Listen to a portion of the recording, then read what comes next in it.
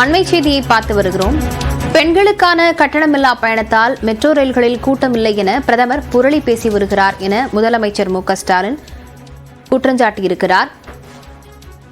பெண்களுக்கான கட்டணமில்லா பயணத்தால் மெட்ரோ ரயில்களில் கூட்டமில்லை என பிரதமர் புரளி பேசி வருகிறார் என பிரதமர் நரேந்திர மோடியின் பேட்டி குறித்து முதலமைச்சர் மு க ஸ்டாலின் குற்றச்சாட்டை முன்வைத்திருக்கிறார்.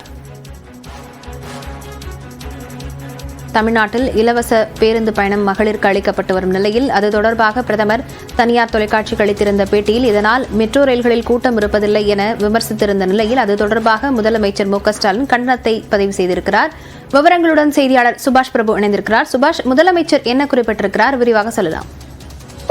பிரதமர் நரேந்திர மோடியின் அந்த பரப்புரை பேச்சுக்கள் கடும் விமர்சனத்தை இந்தியா கூட்டணி மத்தியில் ஏற்படுத்தி இருக்கிறது. அதன் ஒரு எதிர்விளைவாகத்தான் தற்போது தமிழக முதலமைச்சரும் திமுக தலைவருமான மு க ஸ்டாலின் ஒரு அறிக்கையை வெளியிட்டிருக்கிறார். அந்த அறிக்கையில் இந்தியா கூட்டணியின்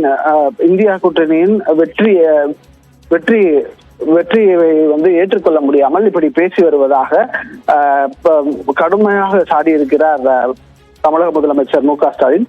பிரதமர் பேசுவதை கவனித்தால் உண்மை கிலோ என்ன விலை என்று கேட்பார் என்று தோன்றுகிறது. ஏனென்றால் 2019 3,28,00,000 பயணங்கள் என்றிருந்த சென்னை மெட்ரோ பயணிகள் 2023 9,11,00,000 உயர்ந்திருக்கிறது தவிர குறையவில்லை என்பதை சுட்டிக்காட்டியிருக்கிறார். அரசு பேருந்துகளில் இலவசமாக மகளிர் பயணம் செய்வது குறித்து பிரதமர் விமர்சித்திருந்தார். அதனால் என்ன ஏற்படுகிறது என்றால், இந்த பேருந்துகளில் அதிகமான பயணம் மேற்கொள்ளப்படும் சூழலில் அது மெட்ரோ ரயிலில் பயணிகளினுடைய பயணம் மிக குறைவாக இருக்கிறது என்பதை பேசியிருந்தார்.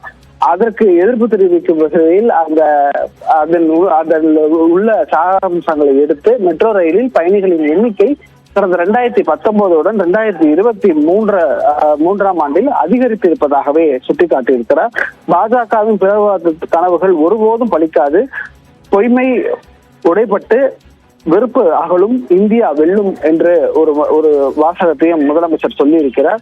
கோடிக்கணக்கான பெண்களும் நாள்தோறும் நன்மை தந்து வரும் விடியல் பயணத்தை திட்டத்தை பகிரங்கமாக எதிர்க்க துணிந்திருக்கிறார் பிரதமர் என்றும், ஆட்சிக்கு வந்தும் முதல் கையெழுத்திட்டு அறிமுகப்படுத்தப்பட்ட திட்டத்தை பயண சுதந்திரத்தை தந்ததோடு பெண்களுக்கு பல வகையிலும் ஏற்றத்தை அளித்திருக்கிறது இந்த பேருந்து பயணம் என்பதையும் முதலமைச்சர் சுட்டிக்காட்டியிருக்கிறார். ஒட்டுமொத்தமாக பார்த்தோம் என்றால் பிரதமர் சொல்லிய அந்த கருத்துக்கு எதிராக மெட்ரோ ரயிலில் பயணிகளின் எண்ணிக்கை 2019 விட 2023 அதிகமாக இருந்திருக்கிறது என்பதை அவர் சொல்லியிருக்கிறார். விவரங்களுக்கு நன்றி சுபாஷ் பிரபு.